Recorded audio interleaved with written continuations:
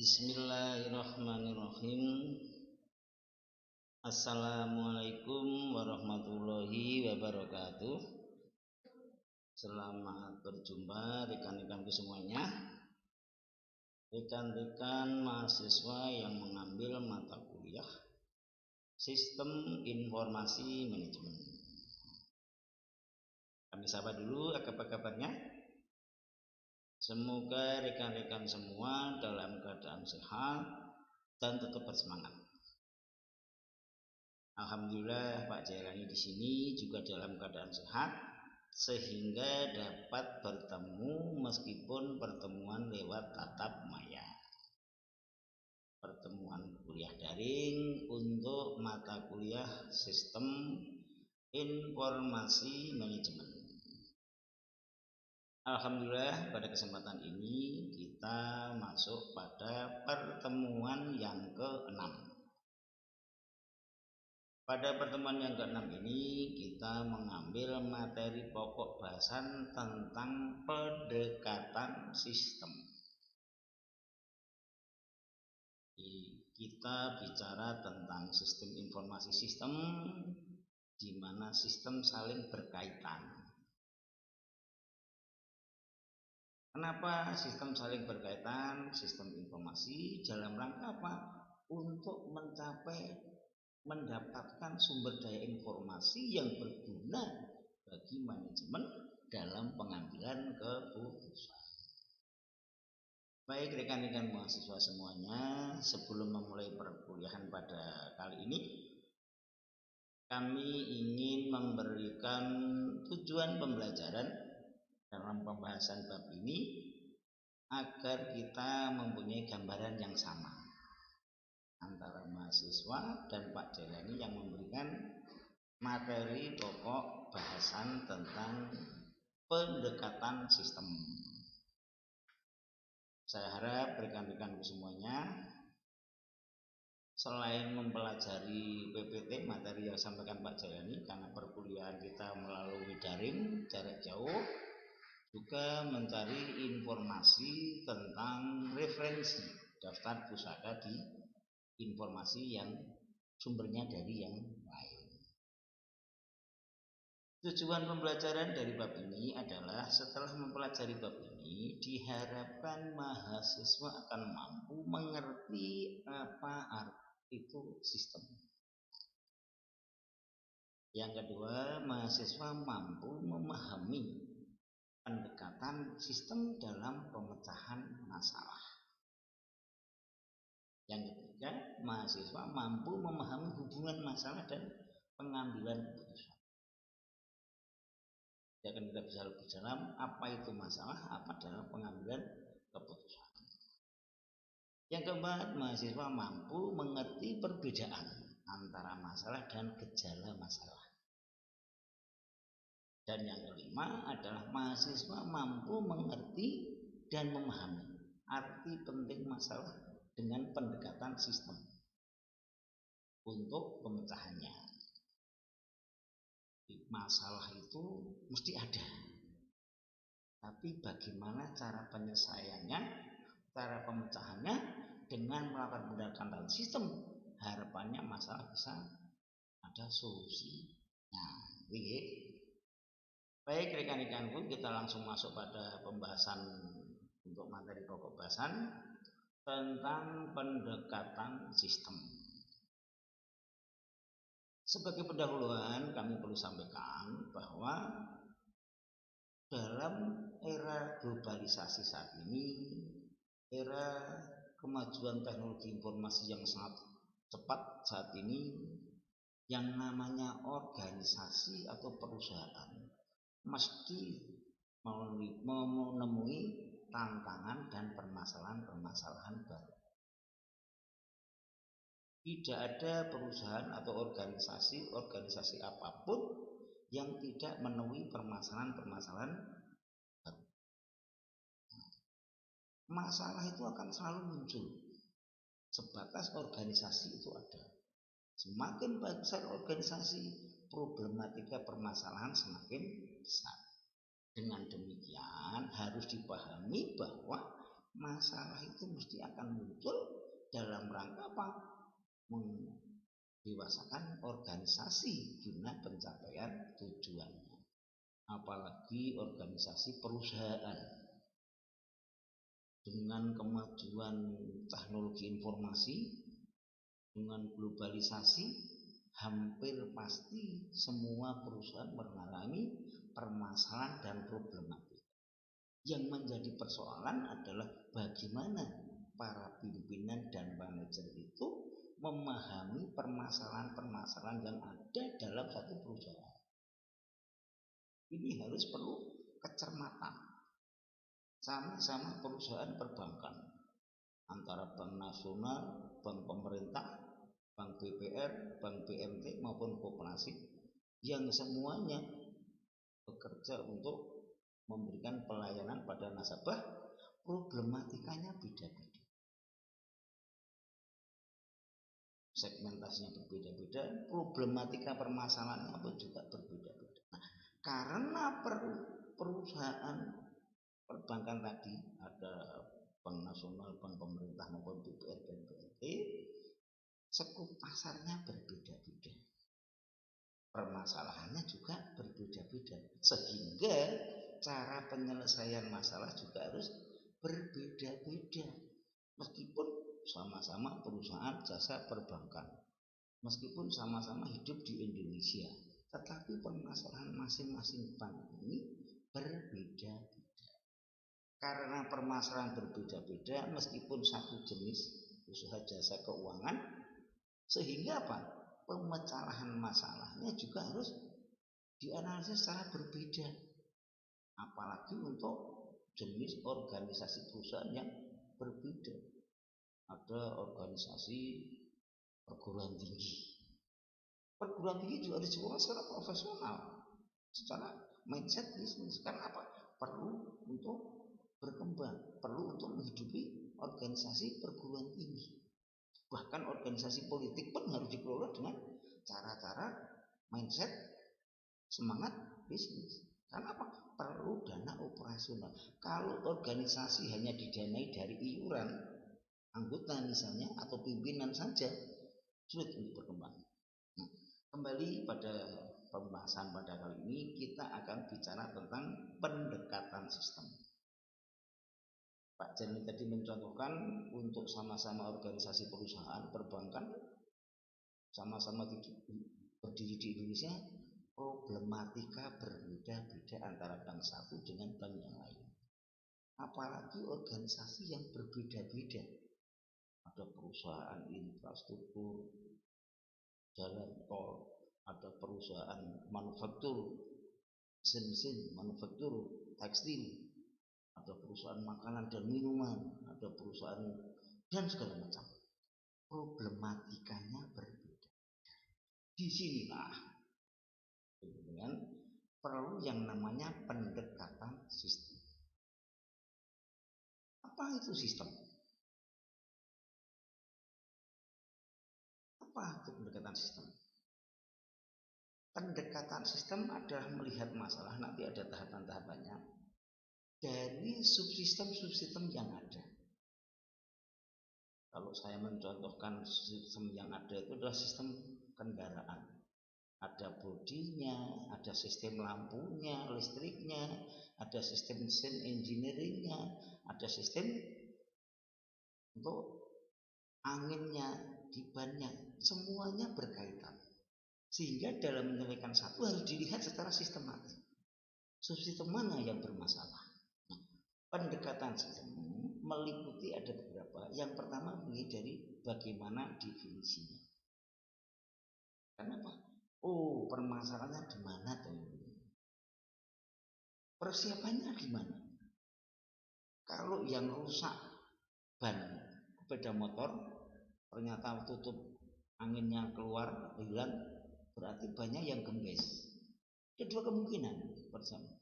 Apakah ban diganti atau ditambahkan? Tetapi kalau dalam persiapan saja sudah salah, bannya yang gembos kok yang disingkat, bensinnya yang habis misalnya, ya nggak ampuh. Bagaimana mendefinisikan? Kalau persiapannya tepat, Oh, bannya ternyata yang gembos. Otomatis pendefinisian masalah ini bannya kempes. Kita perlu ganti ban yang baru atau kita tambah ban yang sudah ada. Ini definisinya. Solusinya apa? Langkah untuk mengganti ban atau untuk menambah ban yang ada. Ini sederhana ketika melihat suatu sistem. Begitu juga dalam sistem informasi. Manajer, pimpinan dalam melihat situasi permasalahan yang ada di perusahaan ini informasi harus benar-benar dirancang sedemikian rupa. Di sini dilakukan yang namanya pendekatan sistem. Pemecahan masalah dari suatu sistem melalui pendekatan sistem yang ada. Nah, kemudian bagaimana melihat hubungan dan masalah dan gejala masalah. Kalau masalahnya misalnya kendaraannya berhenti, tidak bisa jalan, ada beberapa kemungkinan. Bannya kempes, bensinnya kosong, atau mesinnya rusak. Iya enggak? Ini harus dianalisis. Oh, ternyata ketika dicek, bukan mesinnya tapi bannya yang kempes. Dengan demikian, bagaimana ketika saudara nanti untuk mengambil pemecahan masalah yang ada, ya mesti berkaitan dengan ban, karena bannya yang kempes. Jangan paham pendekatan sistem dalam satu masalah, tetapi yang misalkan adalah diberikan bensin yang tidak ada artinya, bannya yang kempes. Nah, itu terkait dengan bagaimana kita melakukan pendekatan sistem. Kita lanjut. Kalau begitu, bagaimana pentingnya pendekatan sistem dikaitkan dengan bagaimana elemen masalah dan masalah yang ada. Hampir pasti semua usaha, semua organisasi, semua perusahaan akan masalah. Tujuannya apa? Untuk menyelesaikan masalah atau solusi. Disinilah yang namanya sistem, pendekatan sistem, bagaimana sistem dalam menyelesaikan pemecahan masalah. Dalam pemecahan masalah ada dua yang perlu dipertimbangkan, yaitu standar penyelesaian masalah seperti apa maupun informasi yang seperti apa. Kalau kita bicara sistem informasi manajemen, ada banyak informasi yang tersedia, ratusan jutaan informasi tanpa batas, yang kira-kira kita butuhkan standarnya standar yang bagaimana. Kalau masalah bagian produksi misalnya, otomatis solusinya nanti berkaitan dengan produksi. Dengan demikian yang kita butuhkan adalah informasi-informasi yang berkaitan dengan produksi. Informasi berkaitan produksi berada standarnya. Standar yang dibutuhkan dalam rangka apa? Informasi itu bisa digunakan, bisa mempunyai makna dalam manajemen mengambil keputusan. Nah, dalam pemecahan masalah antara masalah kepada masalah ada beberapa hal kemungkinan yang mungkin timbul, yaitu solusi alternatif. Nah, kenapa ada solusi alternatif? Kalau misalnya permasalahan yang Pak Jalani sampaikan adalah permasalahan produksi, kira-kira produksi itu kita kendalanya di mana? Dengan mempertimbangkan standar yang ada, standar informasi yang ada maupun informasi yang dibutuhkan. Apakah kira-kira kita memproduksi produk yang baru dengan standar yang baru, atau kita cukup modifikasi produk yang sudah ada? Ini ada kemungkinan solusi alternatif. Nah, yang paling pasti bagaimana kita mau memecahkan masalah untuk mencapai solusi, pasti ada yang namanya kendala. Kendala ini berkaitan dengan solusi alternatif. Karena apa? Alternatif solusi ini juga menimbulkan berbagai kemungkinan. Kemungkinan biaya, kemungkinan rugi, kemungkinan sukses, kemungkinan dan segala macam. Jadi solusi alternatif ini adalah alternatif yang mungkin bisa kita pilih, tetapi tetap punya hambatan dan kendala yang ada. Nah, kembali pada pemecahan masalah. Kalau saudara bicara tentang pemecahan masalah, suatu sistem, suatu informasi dalam satu perusahaan, agar informasi itu bermanfaat bagi manajemen dalam pengambilan keputusan, saya menganalogkan seperti saudara punya masalah dengan rekan, kawan, ataupun pacar. Antara pemecah masalah satu dengan pemecah yang lain kan berbeda-beda masing-masing orang. Meskipun tujuannya sama, solusi masalah. Tetapi masing-masing orang punya standar yang berbeda-beda. Antara si A dengan si B berbeda. Berikut juga informasi yang diterima. Katanya, begini, begitu, dan segala macam. Nah, alternatifnya win-win solution misalnya. Atau alternatifnya satunya ngalah agar terjadi solusi. Atau tidak ada yang ngalah, berarti solusi alternatifnya bubar misalnya. Kembali kepada pentingnya permasalahan masalah. Adanya masalah tujuannya mesti untuk penyelesaian masalah, yaitu solusi. Nah, pemecahan masalah ada dua sisi. Yang satu standar. Apa tuh standar masalah yang harus dipecahkan? Yang menjadi kebenaran yang bersifat umum. Yang menjadi kebenaran yang bisa disepakati bersama. Termasuk informasi. Pemecahan masalah itu penting terkait dengan standar dan informasi, karena kalau yang namanya bermasalah biasanya bukan benar. Iya enggak? Benar siji diurutan sebagai pihak. Nah, itu rekan-rekan terkait dengan pentingnya pemecahan masalah. Kalau kita bicara dengan pendekatan sistem, bagaimana pemecahan masalah ini dalam memutuskan permasalahan menjadi satu solusi berkaitan dengan berbagai pihak, standar, informasi yang masuk, dan solusi-solusi alternatif, mungkin juga kendala-kendala. Sehingga apa? Dalam pemecahan masalah secara sistematis, ini mempertimbangkan berbagai hal sebelum kita mengambil satu solusi atau kesimpulan. Kemudian kita lanjutkan terkait dengan bagaimana kita memecahkan dengan pendekatan sistem. Suatu organisasi perusahaan itu kan terdiri dari berbagai subsistem. Organisasi apapun mesti ada bagian-bagian dalam organisasi itu. Itulah yang membentuk sistem dalam organisasi. Organisasi perusahaan mesti ada bagian produksi, bagian pemasaran, bagian administrasi dan keuangan. Organisasi perguruan tinggi ada pimpinan, rektor, wakil rektor, ada pengelola, yayasan yang menaungi, ada dosen, ada dekan, wakil dekan, ketua jurusan dan segala macam. Ini satu kesatuan dalam satu sistem.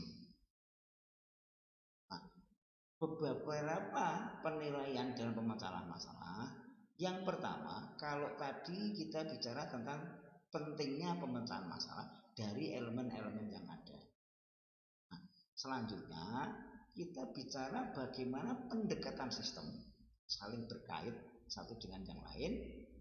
Ini dalam pemecahan masalah ada 3 penilaian utama. Yang pertama, mengenali perbedaan atau kontroversi. Yang namanya bermasalah itu mesti adanya perbedaan. Perbedaan cara pandang, perbedaan cara melihat, perbedaan kepentingan, perbedaan kedudukan dan jabatan dan segala macam. Ini harus dipahami kalau kita mendekati pendekatan sistem. Penilaian dalam pemecahan masalah untuk pendekatan sistem tidak bisa tidak kita harus mengerti permasalahan atau perbedaan kontroversi yang ada. Di depan Pak Jamin contohkan, kalau kita melihat motor mogok, sepeda motor mogok, ada beberapa kemungkinan. Bensinnya habis, mesinnya rusak, atau bannya kempes. Kita harus bisa melihat antara bensin, mesin, dan ban kempes beda. Tetapi satu kesatuan dalam kendaraan yang namanya sepeda motor. Semuanya oke, bannya beres, bensinnya oke, mesinnya yes, bannya tidak kempes, jalan. Satu sistem yang saling berkaitan. Perbedaan dan kontroversi harus dipahami. Yang kedua, menimbang berbagai alternatif. Oh, kalau bannya kempes sudah dipahami tidak bisa jalan. Ini sudah langkah yang kedua, perbedaannya sudah dikenali. Oh, berarti ban kempesnya berarti tidak bisa jalan, anginnya tidak ada. Nah, alternatif ada dua, bannya diganti atau ditambah.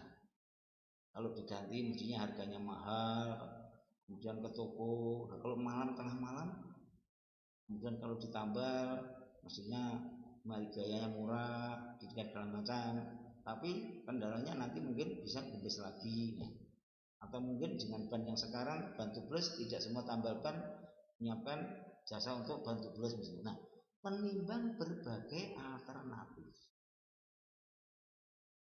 Yang pertama mengenali perbedaan, yang kedua menimbang berbagai alternatif, baru yang ketiga bagaimana membuat solusi penyelesaian.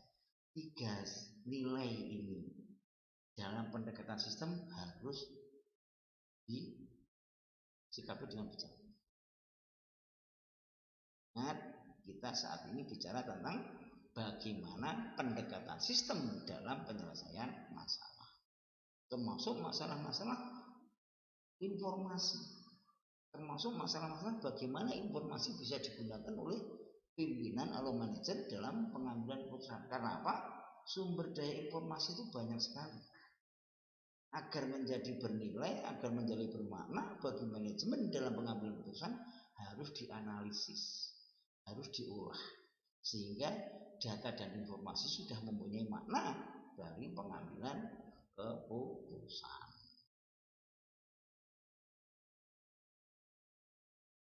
Adapun langkah-langkah dalam pendekatan sistem dalam satu organisasi dapat dilakukan sebagai berikut ya.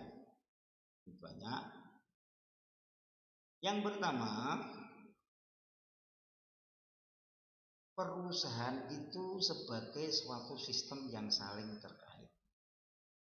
Sehingga kalau kita bicara tentang pendekatan sistem dalam satu organisasi, antara subsistem yang satu, antara elemen yang satu dengan elemen yang lain saling terkait.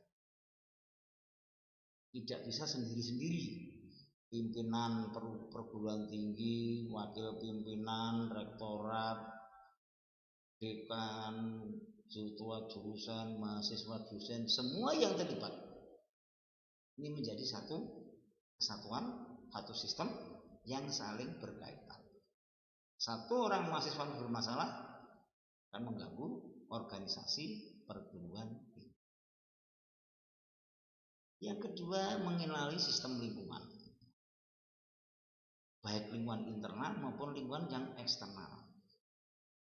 Kita ingin menciptakan solusi permasalahan dari pendekatan sistem satu organisasi tanpa mempertimbangkan mengenali lingkungan, nonsen. Lingkungan di internal, terjadi problematika apa sih? Lingkungan eksternal, kira-kira yang mengaruhi lingkungan di luar ini benar-benar relevan apa nggo kompor-komporan provokasi sih? Ini penting. Bagaimana sistem lingkungan? Karena apa? Kita tidak bisa lepas dari yang namanya lingkungan. Organisasi apapun tidak bisa lepas dari yang namanya pengaruh sistem lingkungan. Organisasi di keluarga, ya, organisasi yang paling kecil pun terpengaruh dan mempunyai efek terkait dengan perubahan dan perkembangan lingkungan. Mengenali sistem lingkungan. Yang ketiga, mengenali subsistem-subsistem dalam suatu organisasi atau perusahaan. Maaf. Bagian-bagian ini harus dipahami betul. Sehingga apa? Ketika nanti kita bicara pendekatan penyelesaian masalah dalam sistem suatu organisasi, kelihatan. Subsistem ini harus dipahami betul. Kalau tubuh kita sakitnya batuk, berarti ada dua kemungkinan. Ada beberapa kemungkinan. Batuk ini obatnya ini. Atau mungkin kalau bagi yang merokok, berhenti merokok. sakit kepala, bisa juga sakit pusing, migrain, atau mungkin flu yang lain, bisa juga sakit kepala memikirkan nasibnya. Misalnya, ada banyak. Kalau kita mengidentifikasi sistem dalam satu organisasi perusahaan, akan lihat, alternatif solusinya kelihatan. Dan yang keempat adalah bagaimana melangkah dari sistem pada sistem yang ada. Yang besar ini, kalau tadi sistem kepalanya pening, umumnya sistem yang umum kepala saya pening. Nah, subsistemnya apa? Bisa juga sakit kepala, flu, migrain dan segala macam, atau tidak punya duit misalnya. Dari yang umum pada yang khusus. Bicara organisasi, tadi saya contohkan, kalau kendaraan mogok tidak bisa dipakai, ini apa? Ini kan umum. Baru ternyata bannya yang kempes. Kemudian yang kelima adalah menganalisa bagian-bagian sistem dalam urutan tertentu berkaitan dengan sistem organisasi yang ada. Karena apa? Mungkin sama-sama saya contohkan tadi, sama-sama perusahaan perbankan, jasa keuangan antara bank pemerintah, bank nasional, bank BPR maupun bank operasi, bagian-bagiannya beda-beda. Karena apa? Skop organisasinya yang berbeda-beda. Sehingga apa? Menganalisa bagian-bagian sistem dengan urutan-urutan yang lebih luas, lebih umum kepada yang lebih khusus ini menjadi satu keharusan. Itu rekan-rekanku semuanya terkait dengan pembahasan pada kali ini. Pertemuan yang ke-6 yaitu kita membahas dengan pendekatan sistem. Sebagai penutup perlu kami sampaikan bahwa pendekatan sistem merupakan pendekatan yang saling terkait antara satu dengan yang lainnya, tetapi harus rasional dan objektif. Karena apa? Banyak sekali era saat ini pimpinan misalnya, baik itu perusahaan, bisnis, organisasi sosial kemasyarakatan, organisasi sosial politik, bahkan organisasi perguruan tinggi pun sopo sing cedak. Sehingga apa? Informasi sing asal bapak senang. Nah, ini yang kacau. Tetapi kalau kita bicara teori pendekatan sistem, saling terkait dan harus fair dan objektif, rasional. Meskipun informasi itu tidak mengenakan, tidak baik, tapi kalau untuk organisasi bagi ke depan untuk perbaikan, why not? Jangan hanya untuk sebatas saat ini. Wah, ini mengganggu posisi saya misalnya. Nah, pendekatan sistem dalam satu organisasi agar apa? Permasalahan itu dapat diselesaikan dengan baik sehingga apa? Solusinya sesuai dengan kebutuhan yang ada. Organisasi berjalan dengan sesuai dengan tujuan yang ditetapkan. Karena apa? Kalau kita hanya dapat informasi dari sepihak yang kebetulan orang dekat dengan kita, dengan berbagai kepentingan yang ada, dengan berbagai interest yang ada, sementara kita mengambil keputusan dalam satu perusahaan, dalam satu manajemen, salah. Di kemudian hari tinggal menunggu waktu untuk timbulnya masalah yang baru. Demikian rekan-rekanku untuk pembahasan pada kali ini terkait dengan materi pokok bahasan tentang pendekatan sistem. Ini ada evaluasi dan bahan diskusi seperti biasa untuk memudahkan mahasiswa dalam memahami materi. Kami berikan evaluasi dan bahan diskusi untuk berdiskusi diri sendiri, mengevaluasi diri sendiri, juga untuk berdiskusi dengan teman-teman yang lain. Tidak harus dikumpulkan ya, kalau ada yang tanya, dan bisa juga saudara membaca untuk buku-buku perpustakaan atau mungkin dari buku-buku referensi yang lain. Demikian rekan-rekanku untuk pembahasan pada kali ini. Materi pokok bahasan tentang pendekatan sistem. Akhir kata kami ucapkan banyak terima kasih atas perhatian dan kerjasama dari rekan-rekanku semuanya. Mohon maaf apabila dalam penyampaian banyak kekurangan, banyak kekhilafan. Kami akhiri. Assalamualaikum warahmatullahi wabarakatuh. Terima kasih.